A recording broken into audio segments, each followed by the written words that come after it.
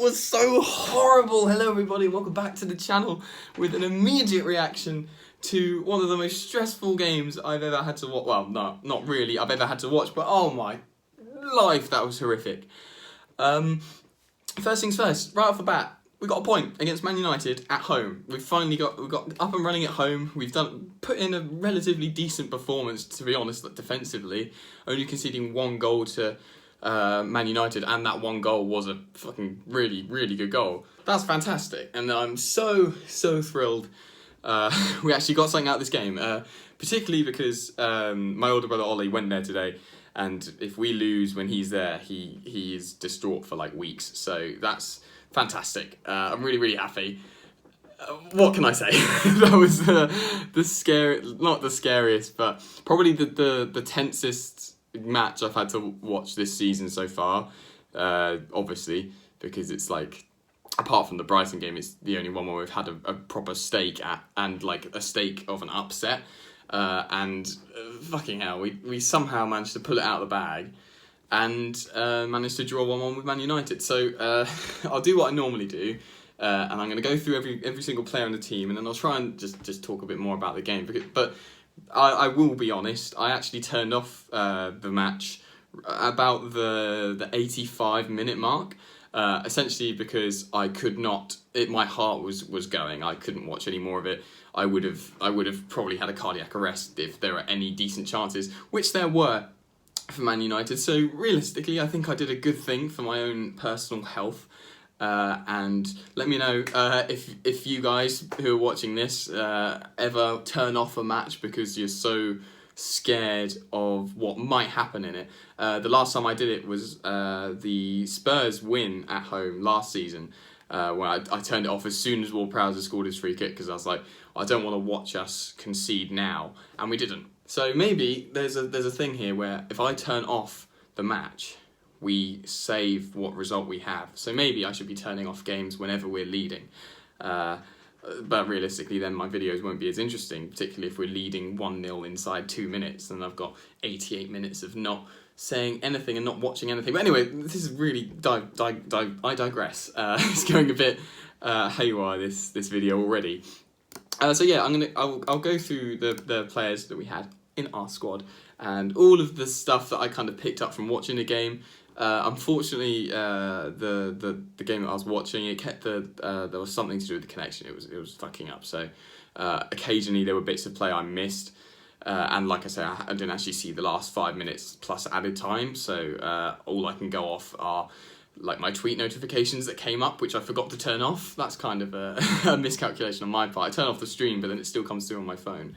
Anyway, right, I'll go through the Saints squad. So, first of all, Angus Gunn in goal. I think he had a fantastic game. I genuinely think he had a really good game. And we just struggle with keepers sometimes. Every time they come into the squad, they look like they're performing really well, but once they're settled in their role, they seem to perform a lot less, like, frequently. They seem to perform not to as high a standard as they start off. And realistically, you could say that about pretty much any player if they're brought in by the manager, or if you have a new manager themselves. Like, you always see a boost of player performance once they join the squad. But I think Gunn today had much more of a return to form. There was really nothing he could do about Daniel James's goal. That was just a fantastic goal.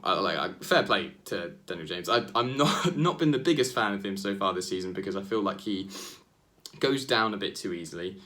He's already dived once this season, and I feel like he throws a lot of theatrics in sometimes. But that was a fantastic goal, and fair play. He scored 3 goals in 4 games, I think it is, and he scored 3 goals with 3 shots, which is just very impressive. Fair play. But Gunn, I think, did really well. A lot of shots came straight at him, which is like always nice when you're a fan of the defending team. But I think there was some point, if I'm going by tweet notifications, there was a big save towards the end of the match from Mason Greenwood, I think.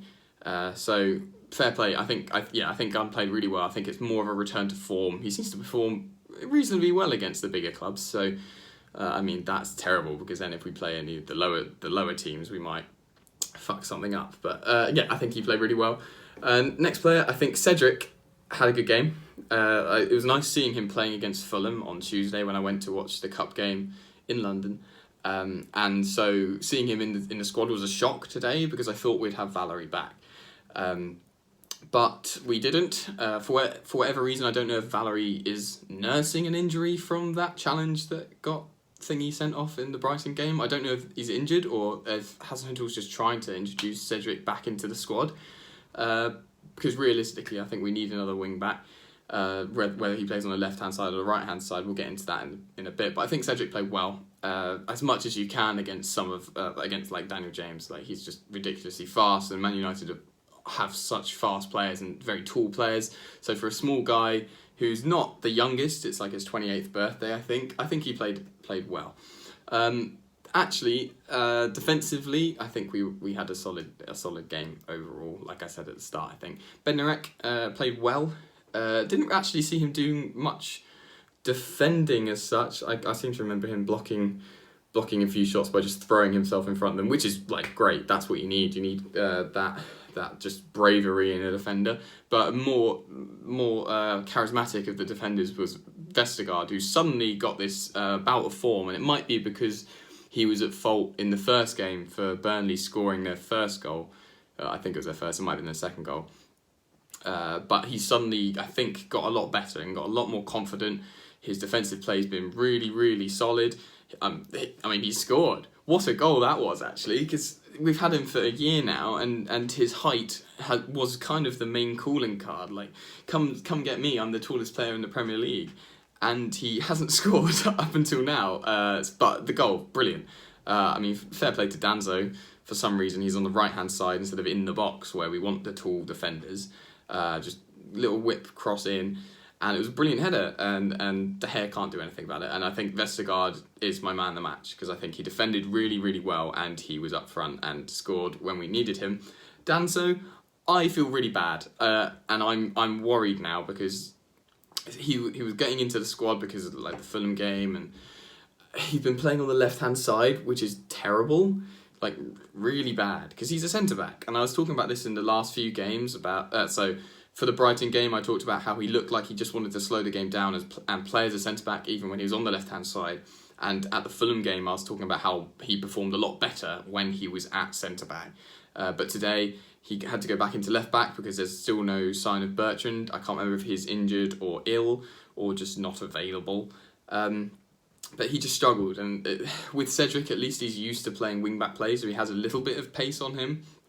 But Danzo is all kind of stature and strength, and he's got like yellow carded in the last two, and in both previous games he's played, I'm pretty sure. So when he got yellow carded pretty early on in this match, I thought, okay, this is going to be bad, and yeah, he just got done, and it was a stupid challenge, and now he's out for like games, and it's horrible because realistically, I don't think he could have done much more. I mean, obviously, he couldn't have hacked out a player. It wasn't like a red card challenge. It was a second yellow challenge. It was stupid of him, but he shouldn't be playing at left back, and we really need Bertrand back. What I'd like to see, if Bertrand's not back, play Cedric on the left. He's played there before. He can play there. Or introduce, is it Vokins from the youth team? He plays left back, I'm pretty sure. Just don't play a centre-back at left back. We ended up with Yoshida playing left back later on in the game after the red card, and I think he played well there. But again, we need the pace, particularly against a team like Man United, who are constantly going to be pressing, because Danzo versus Wan-Bissaka, there's only going to be one winner there. So I feel bad for him. He got a red card. We move on. Like, we're just going to have to find a way to deal with it.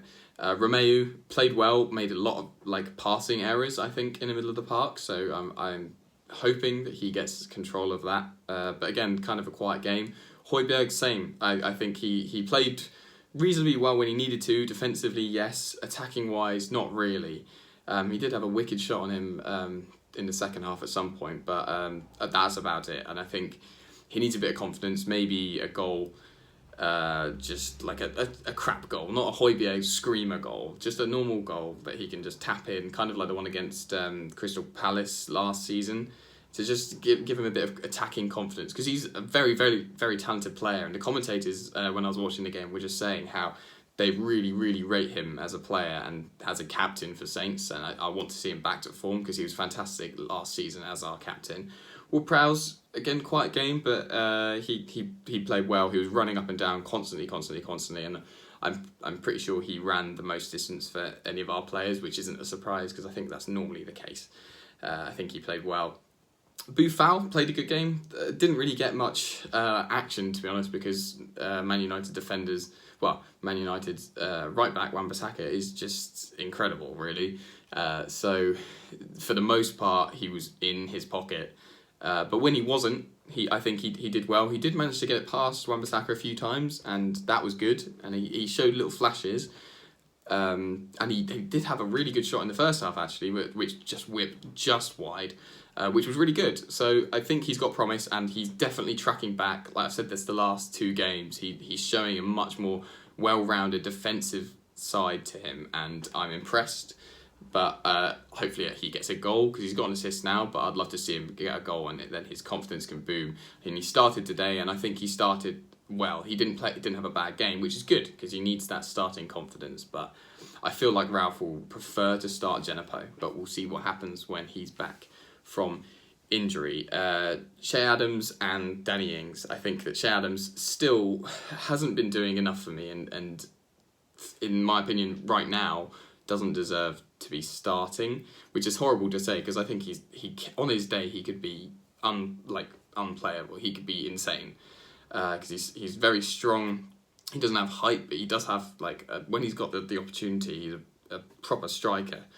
Ings played better than Adams, but again, it was a quiet game up front for us, shown by the fact that our only goal was scored by our centre back, assisted by our left back, who's a centre back. So we need our forwards to get some kind of opportunity to actually show what they can do, rather than poaching goals like Danny Ings is one against Liverpool. But I mean, there's hope there for Ings, less so for Adams. I'm interested to see. I think it's Nlundulu, who was on the bench today. He didn't come on. I'm excited to see that. We had Armstrong came on as well. He came on for Buffal, and he came on at the wrong time, because then we got a red card. So I feel bad for him, because I think he's a fantastic attacking player, but he didn't get the opportunity. Same with Long. When he came on, he did inject a bit of pace to our strike force, and he looked promising, and he played really well against Fulham when he came on as a sub. So maybe he's going to be more of an impact player as a sub, but like I said, Adams didn't play very well, so maybe we want to start Long and Ings just to inject a little bit more pace, because they have a really good link-up play with Long heading balls over the defenders for Ings to run onto, like we saw in the Fulham game. And Yoshida came on for the last 13 minutes or whatever, and as far as I can tell, played all right. I can't really comment on the substitutions. Like I say, I turned off the match. But yeah, I've gone through all the players. What else can I say? We got a red card, which is terrible. Hopefully we have the defensive capability. No one gets injuries for the next game. But we just need to improve our strike force. But to take a point, I know it's not exactly like we took a point at Old Trafford, but we took a point against Man United, who I guess realistically haven't been playing to their ultimate standard recently. But that's still good, especially for Southampton, because now currently, because we're the first game today, in 13th place, drawing with Chelsea. So, lofty heights of Southampton Football Club. I think we have a bit of promise, and hopefully we can do something with this little boost this game's given us, because that's a valuable point against one of the top 6, and we're going to need those odd little points. So well done, Southampton. You've done well today. Quickly going to look at fixtures. So we're playing against Sheffield next Saturday, and that will be a good game, a big game, playing away. So we'll have to see how they perform this week. They're playing today. Who are they? I can't remember who they're playing today. Never mind. But yeah, hopefully we can get something there. Then it gets Bournemouth at home. That's going to be a massive game. And then the game after that is Portsmouth in the EFL Cup at Fratton Park, which is going to be ridiculous. I never got to talk about this in my last video, I don't think. So that's huge, ridiculously huge. We're playing against Portsmouth, so I mean, we should win it. We probably won't, because that's what happens with games that we should get stuff out of. But that's going to be huge, and I'm really looking forward to doing it. I think my family are going to try and get tickets, so that'll be very interesting to go and do. Anyway, I think I've been talking for too long about this match, so I'm gonna leave it there for now. Final comments. James, very good goal, well done. Possibly an undeserved draw. But I'm so glad that Vestergaard has finally found his form, because the last few games, like I say, has been playing fantastically. Yeah, so let me know what you guys thought of this match in the comments down below. Obviously, it wasn't perfect, but let me know what kind of positives you can take from this game, because we got a point. That's good. Leave a like if you enjoyed my comments, and subscribe if you want to see more of this. I'm going to do it, I didn't do cup games last season, but I'm going to be doing cup games now. Like I did the Fulham game. So yeah, subscribe to see my opinions on these games. I might do other games as well that aren't just Southampton. So yeah, that can appeal to a wider audience. If you're a Man United fan, and for some reason you've stuck through the entire video, then maybe check me out in the future, and I might have done a Man United, I might have done a Manchester derby. There is the London derby tomorrow. I could do that one. Very interesting, actually. That's a good idea. I could do the North London derby. Brilliant. Okay, I've got a plan for tomorrow.